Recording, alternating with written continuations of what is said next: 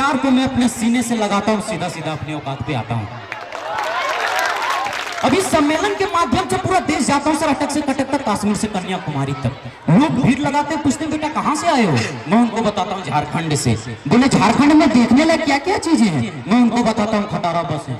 बोले देखने लग? मैंने बोला हाँ, आपके यहाँ चलती है, हमारे यहाँ होती है। चल गई तो चल गई, नहीं तो खड़ी है। मंगलवार को लगती है, बुधवार को छूटती है। रात भर आदमी उसी में सोता है, सीट के लिए झगड़ा होता है। एक आदमी आया मुझसे, बोला सीट खाली करो। मैंने बोला टिकट तो मैंने भी लिए।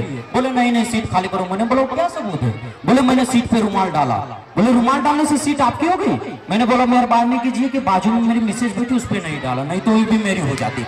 कंडक्टर से बात करो तो ऐसा लगता अपना सर दीवार पर पटक लो। झारखंड की राजधानी रांची और बिहार की राजधानी पटना, इन दोनों के बीच में झारखंड के बॉर्डर में खूबसूरत शहर है कोडरमा, जहां मैं रहता हूँ। दाएं तरफ रांची, बाएं तरफ पटना। कंडक्टर ने एक दिन बस के सामने खड़े होकर आवाज लगा रहा था, रांची चलो रांची चलो रांची चलो रांची चलो। मैंने बोला कंडक्टर साहब ये बस कहाँ जाएगी? बोले रांची। मैंने बोला बोर्ड तो पटना का लगा है। बोले तू बोर्ड में बैठ के जाएगा या बस में? मैंने बोला मैं तो बस में ही बैठ के जाऊंगा। कंडक्टर बोला कोलकाता का भी बोर्ड लगे तो मैं रांची ही जाऊंगा। मैं टिकट कटाया, बीच में बैठा। मैं टिकट कटाया, बीच में बैठा। मैं दाएं वाले दादा से पूछा दादा कहाँ? बोले रांची। मैंने बाएं वाले से पूछा दादा आप? बोले पटना। मैंने ड्राइवर से कंप्लेंट किया, ये रांची भी अंदर भर रहे, पटना भी।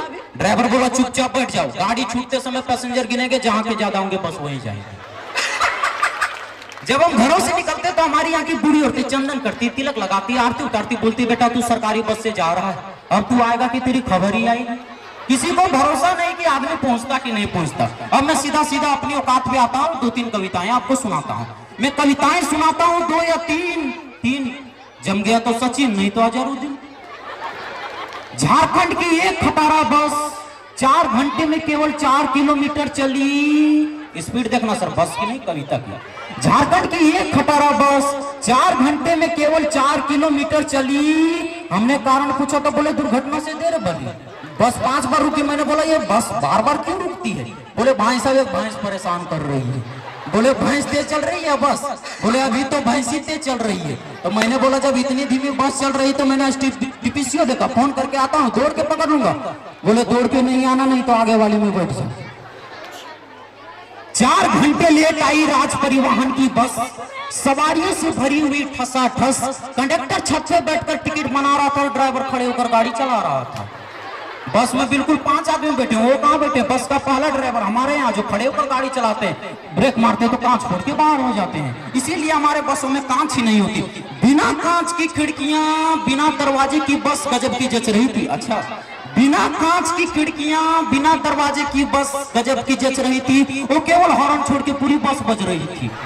जो बजना चाहिए वो नहीं बजता, पूरी बस बजती। मैंने ड्राइवर साहब से पूछा ड्राइवर साहब बस में माइलोमीटर नहीं है, स्पीड का काटा नहीं है, स्पीड कैसे पता करते हैं? बोले बहुत आसान है भाई साहब, जब स्टीयरिंग हिले तो 20 पे, और स्टीयरिंग के साथ मैं हिलने लगे तो 40, और पूरी बस हिलने लगे तो 60। मैंने बोला इसके आगे कि दूसरे दिन अखबार में छप जाता।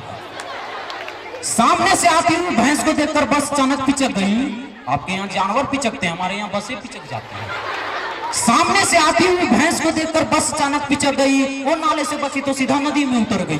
अब जितने भी बच्चे थे सब रो रहे थे, बाकी के आदमी छत पे बैठ के कपड़े धो रहे थे। अब नदी में आए तो यही कर लो, कब निकलते हैं कब नहीं। जितने भी बच्चे थे सब रो रहे थे, बाकी के आदमी छत पे बैठ के कपड़े धो रहे थे। कंडक्टर ने भी साबुन निकाल कर लाया और ड्राइवर के साथ मिलकर खूब नहाया।